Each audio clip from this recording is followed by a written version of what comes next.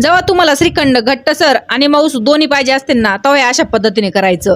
असं श्रीखंड होतं की घरचे म्हणले पाहिजे आणखीन कर. मग त्यासाठी काय करायचं, आदल्याच रात्री असं दही लावून घ्यायचं बरं का. आता इथं मी पाऊण लिटरचं दही लावून घेतलंय आणि त्याला लगेच आहे ना एखाद्या चाळणीवर कपडा टाकून आहे ना दही द्यायचे त्याच्यात टाकून आणि असं गोळा करून आहे ना थोडंसं असं पिळून लगेच त्याच्यावर एखादं असं वजनाचं काहीतरी ठेवून आहे ना 4-5 तासासाठी याला ठेवून द्यायचं बरं का. 4-5 तास झाले का परत काढून घ्यायचं. मग काय सगळं पाणी असं खाली पडलेलं असतं बरं का पातेल्यामध्ये आणि असं घट्टसर गोळा त्याचा बनून तयार होतो. मग त्या चाळणीत टाकायचं परत आणि असं प्याल्याने कशाने त्याला रगडून घ्यायचं बरं का. आपण पुरण कसं करतो त्याप्रमाणे हे असं चाळणीने केल्याने काय होतं माहिती का, हे सगळं सारखं असं खाली पडतं आणि लई मऊसूद होतं. आणि मग काय करायचं असं काढून घ्यायचं. सगळं झालं का लगेच आहे ना मिक्सरचं भांडं घ्यायचं, त्याच्यात टाकायची साखर. तर साखरेचं कसं इथं अंदाज जेवढा आपल्याला गोड पाहिजे ना श्रीखंड त्याच्या अनुसार टाकायचं आणि थोडीशी इलायची टाकायची त्याच्यात 2-4 आणि लगेच त्याला बारीक करून घ्यायचं. बारीक झाली का पावडर लगेच पातेल्यात द्यायची टाकून आणि चांगलं मिक्स करून घ्यायचं. आणि लगेच आहे ना थोडासा पिवळा कलर आहे ना दुधात टाकून मिक्स करायचा आणि तो द्यायच्या टाकून. जास्त पण नाही टाकायचं बरं का, थोडंच टाकायचं. चांगलं मिक्स करायचं आणि 10 मिनिटं आहे ना झाकण ठेवून साईडला करून ठेवायचं. 10 मिनिटांनी झाकण काढायचं आणि परत चांगलं मिक्स करायचं. म्हणजे काय होतं, जी साखर टाकली होती ना ती पूर्णपणे याच्यामध्ये मिक्स होऊन येते. आणि मग नंतर घ्यायचं असं एखाद्या डब्यात टाकून आणि काजू बदामाचे तुकडे वरून घ्यायचे टाकून. आता याला आहे ना फ्रीज मध्ये द्यायचं बरं का ठेवून आणि जेव्हा वाटेल ना तेव्हा घ्यायचं खायला. एवढं भारी श्रीखंड बनवून तयार झालेलं असतं ना आपलं. तुम्ही अशा पद्धतीने जर बनवलं ना तर डायरेक्ट बाहेरचं आजपासून विसरूनच जाणार.